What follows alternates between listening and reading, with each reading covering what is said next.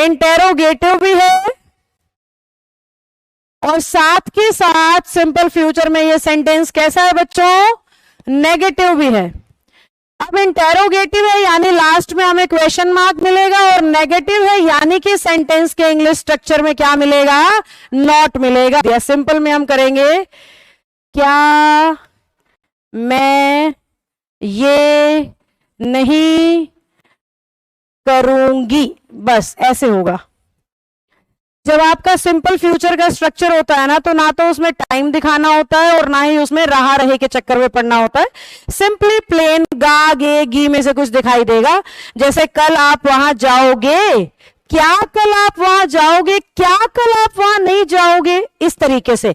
तो जहां पे भी गा गे गी नेगेटिव करेंगे तो नॉट लगा देंगे, इंटेरोगेटिव करेंगे तो क्वेश्चन मार्क या क्या जोड़ देंगे। अब बात आती है कि हिंदी में तो हमने पहचान लिया मैम कि क्या मैं से पता लग गया इंटेरोगेटिव है, गा गे गी से पता लग गया फ्यूचर है, और नहीं से पता लग गया कि नेगेटिव है। तो इंग्लिश का स्ट्रक्चर क्या होगा, इंग्लिश का स्ट्रक्चर होगा बेटा, सबसे पहले सेंटेंस को आप शुरू करोगे विल और शैल से। पिछली क्लास में मैंने सिखा दिया है ना आपको कि आई और वी के साथ शैल, बाकी सबके साथ विल। विल और शैल के बिल्कुल साथ आप जोड़ोगे अपना सब्जेक्ट, सब्जेक्ट के बिल्कुल साथ आप जोड़ोगे नॉट, और नॉट के बिल्कुल साथ जोड़ोगे वर्ब की फर्स्ट फॉर्म।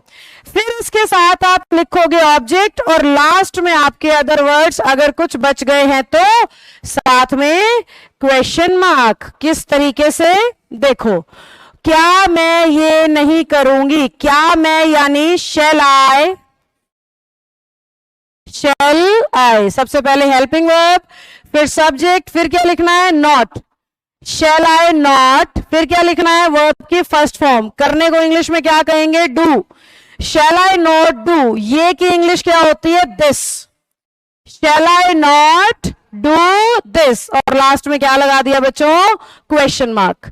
तो जब भी वो हमसे सिंपल फ्यूचर में इंटेरोगेटिव नेगेटिव सेंटेंस पूछेगा, आपने ध्यान से देखना है हिंदी के अंदर सेंटेंस गागेगी से खत्म होना चाहिए, सेंटेंस के लास्ट में क्वेश्चन मार्क होना चाहिए, सेंटेंस के अंदर नॉट होना चाहिए, और सेंटेंस के शुरुआत में क्या, क्यों, किस लिए, कब, किससे, कौन, कैसे, ऐसा कुछ आपको हिंदी में दिखाई या सुनाई देगा।